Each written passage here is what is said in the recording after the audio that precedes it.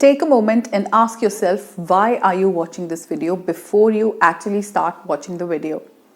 Hi everyone, I'm Namita. Welcome back to my channel where you can become skillful, fluent and confident in English. So today we are talking about the purpose of your learning English. Why are you learning English? Have you ever asked yourself, why am I talking about this one particular question? I am talking about it because somewhere there is a lot of confusion about the different aspects of English. If you know the real reason why you want to learn English, then only you can achieve your goal. There are numerous reasons why people actually want to learn English. There can be someone who is appearing for an interview, so the person wants to work on the spoken English part. Someone is preparing for a competitive exam, maybe IELTS or any other competition. Maybe someone wants to teach English. So there are various reasons why people learn English. You have to know your reason if you really want to work on your language skills. See, every language or every subject has basically two aspects to it. One is theoretical and one is practical. So English is also on the same page. It also has two aspects. There is practical and there is theoretical. If your purpose is just to speak in English, you don't need to get into the theoretical part. There is so much of confusion going on because those who want to work on their spoken English part need not get into the theoretical part. For example, let me ask you one thing. Have you ever met someone who has a very good knowledge of English grammar?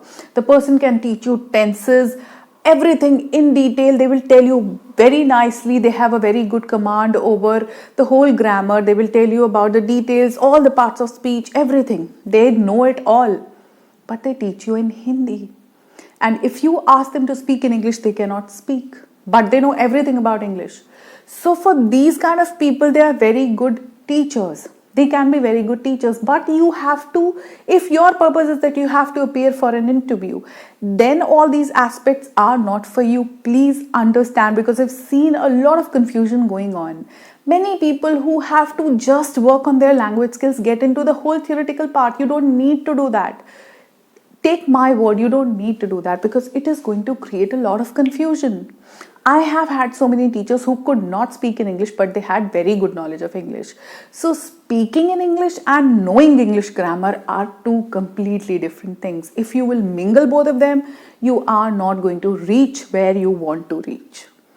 If you have to teach English, if that is what you want to do, maybe you are a homemaker and you want to teach English to younger children of primary classes, and then there is no need for you to work on your spoken English skills.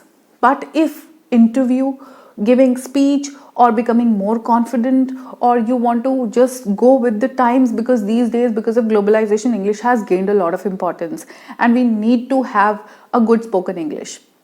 So if that is the reason and you get into grammar, you are not going to go anywhere. It is not going to take you anywhere. I'm still saying, please demarcate these two areas. If you have to speak, grammar is not going to help you. It is going to baffle you further. You're going to get a lot confused. You might understand a lot more English. You might be able to understand every aspect of grammar. But again, spoken part, you still won't be there. So don't insist anyone, not even your trainer, that you want a lot of grammar knowledge, because it is not going to help you. If you have to appear in an interview, your confidence, your choice of words and your fluency is going to be the reason why they are going to select you. Your knowledge of tenses, your knowledge of models, your knowledge of prepositions, your knowledge of noun, pronoun, conjunctions, everything is not what they are testing. Yes, if you are an English teacher, you're appearing for an interview for an English teacher, then it's a different thing. But then also your speaking aspect is one thing that doesn't need to get into the grammar part. I have come across a lot of people who are heading nowhere because they don't know that their path has to be different. So that is why I am insisting in this particular video that you know your purpose. Please clarify what is the purpose for your joining an institute or having a trainer or just simply learning English. Because for every purpose, there is going to be a different technique.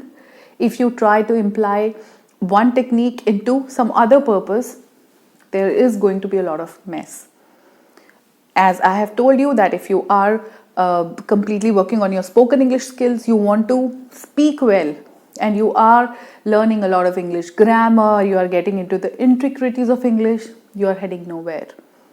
And if you have to become a teacher, if you have to teach English, if you have to appear for a competitive exam where grammar is the biggest component, and then you're just focusing on the spoken English part, again, it is not going to take anywhere. So please define your path.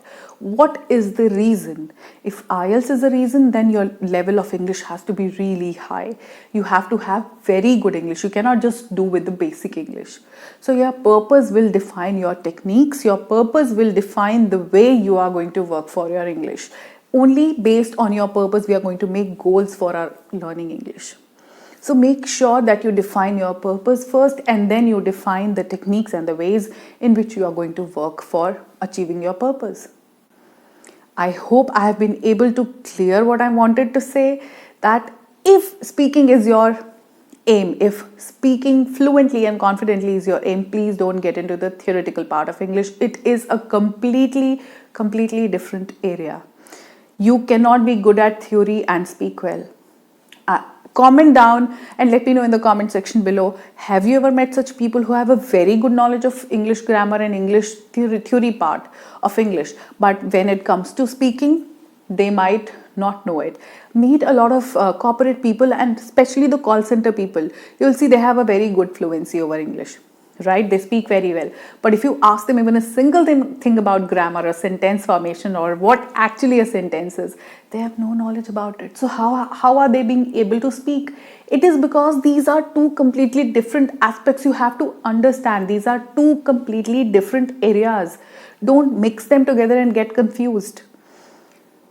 If you have to speak, then it is going to be a different area on which you need to work on. And if you have to really get into the details of English, then you have to work differently for it. So the practical aspect of English doesn't need to have the theory part. Fluency and talking in English or having command over English conversation doesn't come with learning grammar. It comes with a lot of reading or exposing yourself to an atmosphere where everyone is speaking well in English. So many people I have seen who insist, tell me the basics of English, tell me the sentence formation, tell me about nouns, tell me the tenses. अगर हम tenses कर लेंगे तो हम बहुत अच्छा बोलेंगे. Tenses तो हमको बचपन से class 3-4 से पढ़ाने लगते हैं in English medium schools. We have complete tense का chart and teachers just focus so much on English, but हम फिर भी तो नहीं बोल पा रहे हैं. Are you understanding what I'm saying? So if tenses would have helped people to speak in English, सभी लोग क्यों नहीं बोलने लग जाते? Because tenses is a compulsory part of our English during our early learning years. And talk to people who are so fluent, they would not be able to recognize the tense present perfect है कि present continuous है. They don't even know, but they can speak very well. They would not make even a single mistake. They would even not make grammatical mistakes, because fluency is a completely different thing. So know your purpose first, and please let me know in the comment section below what is your purpose for learning English, so that we can work further. I can come up with more videos which can help you achieving your goal and which can help you reach your purpose or achieve your purpose in a better way.